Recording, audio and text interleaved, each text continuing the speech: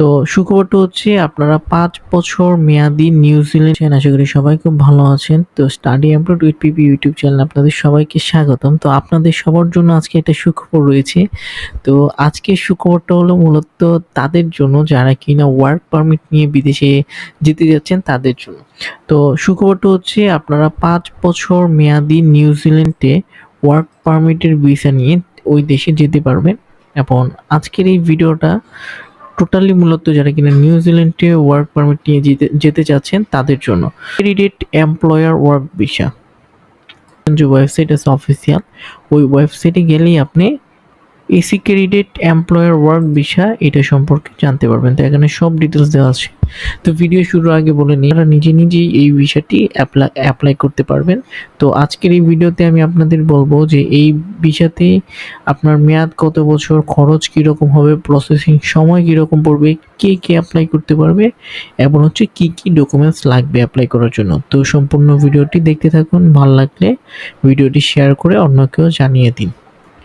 তো এই ভিসাটাতে আপনার মেয়াদ হচ্ছে আপনি ৫ বছরের মেয়াদি একটা ভিসা পাবেন, যেটার কস্ট যদি ধরেন আপনার এনজেড মানে নিউজিল্যান্ডের আপনার ১৫৪০ নিউজিল্যান্ড টাকায় আপনার কস্ট যাবে, যেটা বাংলাদেশে ১,৬৫,০০০ থেকে ১,১০,০০০ টাকার মতো টোটাল কস্ট যাবে। আর প্রসেসিং সময় হচ্ছে 15 উইক, ঠিক আছে।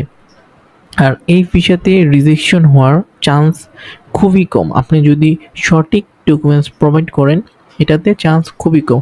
আর স্পন্সরের কথা যদি বলি, এটা স্পন্সরশিপ হচ্ছে টোটালি হচ্ছে আপনাকে যে কোম্পানি থেকে আপনি অফার লেটারটা পাবেন বা যে ফার্ম থেকে আপনি অফার লেটারটা পাবেন জবের জন্য, তারা হচ্ছে আপনাকে টোটালি তাদের স্পন্সর করবে। এই জন্য আপনার টোটাল যদি অ্যামাউন্ট বলি, এই ভিসার পিছনে আপনার ১,১০,০০০ টাকার উপরে খরচ হবে না, টোটালি আপনি নিজে অ্যাপ্লাই করতে পারবেন। তো এখন হচ্ছে এই বিষয়ে এই ভিসাতে আপনি কি সুযোগ সুবিধা পাবেন। তো সুযোগ সুবিধার কথা যদি বলি, আপনি এই ভিসাটাতে ৩০ ঘন্টায় সপ্তাহে কাজ করতে পারবেন। ৩০ ঘন্টা আপনি এই ভিসায় যাওয়ার পরে ৫ বছর মেয়াদ তো পাচ্ছেনই, সপ্তাহে ৩০ ঘন্টা কাজ করতে পারবেন। তারপর হচ্ছে আপনি যদি চান এই ভিসায় গিয়ে আপনি লেখাপড়া কন্টিনিউ করতে নিউজিল্যান্ডে, ওইটাও আপনি করতে পারবেন। আর আরেকটি সবথেকে বড় অপরচুনিটিস হচ্ছে আপনি যদি আপনার ফ্যামিলি নিয়ে যেতে চান, আপনি এই ভিসায় আপনার ফ্যামিলি নিয়ে ওই জায়গাতে বসবাস করতে পারবেন। তারপরে আপনি ওই জায়গাতে চাইলে আপনি স্থায়ীভাবে বসবাস করারও একটা সুযোগ পেয়ে যাচ্ছেন। তো যদি বলি অ্যাজ এ বাংলাদেশ হিসাবে এটা আপনার সুবর্ণ একটা সুযোগ যে এই ভিসাতে আপনি অ্যাপ্লিকেশন করতে পারবেন। তো এই ভিসাতে অ্যাপ্লাই করার জন্য আপনি অ্যাপ্লাই ক্লিক করতে হবে, ক্লিক করার বাকি প্রসেসটা কন্টিনিউ করতে হবে। মানে এখন হয়তো অনেকের প্রশ্ন জাগবে যে এই যে AC credible work visa New Zealand, এই ভিসাতে কে অ্যাপ্লাই করতে পারবে। যদি অ্যাপ্লাইয়ের কথা বলি, ফার্স্টে আসবে সেটা হলো হেলথের ক্যাটাগরিতে। তো এই ভিসাতে মূলত nurse, care giver and health professionals মানে হচ্ছে আপনি যদি নার্স হয়ে থাকেন বা হচ্ছে কেয়ার গিভার মানে হচ্ছে ছোট বাচ্চাদের যারা দেখাশোনা করে এই রকম, বা হচ্ছে আপনার প্রফেশনাল হচ্ছে ডক্টর বা হেলথ রিলেটেড যদি কোনো ওয়ার্ক করে থাকে, তাদের প্রায়োরিটিটা থাকছে এই ভিসাতে, তারা অ্যাপ্লিকেশন করতে পারেন। যারা কিনা নার্স তারা এই ভিসাতে অ্যাপ্লিকেশন করতে পারেন। তারপরে সেকেন্ড যেটা হচ্ছে কনস্ট্রাকশন অ্যান্ড ইনফ্রাস্ট্রাকচার। তো আপনি যদি হচ্ছে কনস্ট্রাকশনে কাজ করে থাকেন, বড় বিল্ডিং মেক করে থাকেন, ঠিক আছে, ওইটাতে করতে পারেন। বা ইলেকট্রিশিয়ানস যারা তারা পারবেন, বা সিভিল ইঞ্জিনিয়ার তাদেরও এই ভিসাতে অ্যাপ্লাই করার সুযোগ থাকছে।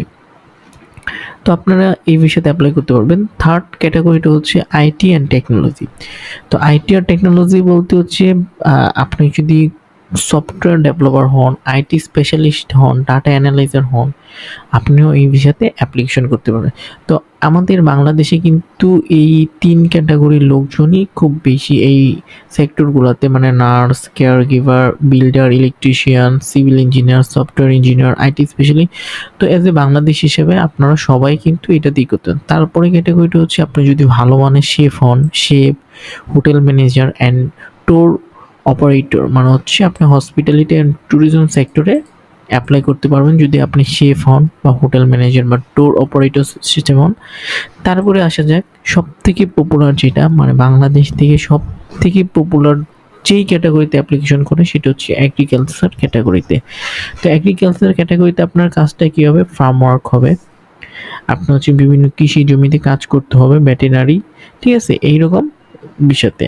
আরটা হচ্ছে ট্রান্সপোর্ট, যারা কিনা হচ্ছে বিভিন্ন ধরনের ড্রাইভার, যেমন ট্রাক ড্রাইভার, শিপ মেটার, এইরকম যারা, তারা এই বিষয়তে অ্যাপ্লাই করতে পারবেন। মোটামুটি হচ্ছে 5টা ক্যাটাগরির লোকজন। আপনার চাইলে এটা ভিডিও পজ করে এই লিস্টটা স্ক্রিনশট নিয়ে নিতে পারেন। আপনি এই জায়গার যে কোনো একটি থেকে অ্যাপ্লাই করে এই বিষয়ের জন্য অ্যাপ্লিকেশন করতে পারেন। তো এই বিষয়ে অ্যাপ্লাই করার জন্য আপনার কি কি ডকুমেন্টস লাগবে? তো আপনার হচ্ছে AC credit employer work visa New Zealand, এর জন্য অ্যাপ্লাই করার জন্য আপনার এই 6টা ডকুমেন্টসই লাগবে। এই 6টা ডকুমেন্টসের মধ্যে কি, সর্বপ্রথম আপনার একটা ভ্যালিড পাসপোর্ট লাগবে, যেই পাসপোর্টের মেয়াদ অবশ্যই ভিসা অ্যাপ্লিকেশন করার, মানে আপনি যখন ভিসা অ্যাপ্লিকেশন করবেন তার থেকে যেন 2 বছরের মেয়াদ থাকে, মিনিমাম 2 বছরের মেয়াদ আপনার পাসপোর্টে থাকতে হবে। তারপর হচ্ছে আপনার একটা নিউজিল্যান্ড সাইজের ফটো লাগবে। তো এটা হচ্ছে আপনি যে কোনো স্টুডিওতে গিয়ে বললে হবে নিউজিল্যান্ড ভিসার জন্য ছবি তুলবেন, এটা ফটো লাগবে। পুলিশ ক্লিয়ারেন্স সার্টিফিকেট লাগবে, একটা ভ্যালিড জব অফার লাগবে। তো ভ্যালিড জব অফারটা কীভাবে পাবেন, এটা হচ্ছে আমি আমার নেক্সট যে ভিডিওটা আছে যে আপনি কিভাবে নিউজিল্যান্ড থেকে একটা জব অফার নিয়ে আসবেন, ওইটা আমি আপনাকে দেখিয়ে দিব।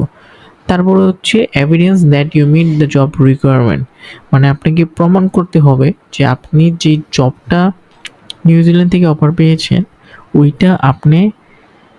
ওইটার জন্য আপনি যোগ্য, মানে ওই জবের জন্য আপনি যোগ্য, ওইটা আপনি প্রমাণ করতে হবে। কীভাবে প্রমাণ করবেন, আপনি বাংলাদেশে যদি আপনি যদি নার্সিংয়ে বাংলাদেশে কোথাও জব করে থাকেন, ওইটার আইডি কার্ড, জব সার্টিফিকেট, এগুলো দিয়ে আপনি প্রমাণ করে দিবেন। বা আপনি যদি অ্যাজ এ ম্যানেজার হিসেবে, হোটেল ম্যানেজার হিসেবে বা শেফ হিসেবে কাজ করেন, আপনার ওয়ার্ক লেটার দিয়ে বা ওয়ার্ক এক্সপিরিয়েন্স সার্টিফিকেট দিয়ে আপনি করে দেবেন। তারপর হচ্ছে অকুপেশনাল রেজিস্ট্রেশন। অকুপেশনাল রেজিস্ট্রেশন বলতে হচ্ছে আপনি বাংলাদেশে সরকারিভাবে যে নিবন্ধিত আছেন, যেমন যারা কিনা নার্স তাদের হচ্ছে নিবন্ধন করা আছে, যারা ড্রাইভার তাদের নিবন্ধন করা আছে, তো ওই ডকুমেন্টটা সাবমিট করে দেবেন। সাবমিট করার পরে আপনি দেখবেন যে সচরাচর যদি সবগুলো ডকুমেন্টস ভ্যালিড থাকে, আপনি এই বিষয়ে অ্যাপ্লিকেশন করে আপনার ফ্যামিলি সহ নিয়ে যেতে পারবেন। আজকের ভিডিওটা এই পর্যন্তই। আমি আমার নেক্সট ভিডিওতে আপনাদের দেখাবো যে কিভাবে আপনি খুব সহজেই নিউজিল্যান্ড থেকে জব অফার নিয়ে আসতে পারেন। তো ভিডিওটি ভালো লাগলে অবশ্যই লাইক করে দিবেন আর চ্যানেলটিকে সাবস্ক্রাইব করে দিবেন। ধন্যবাদ সবাইকে।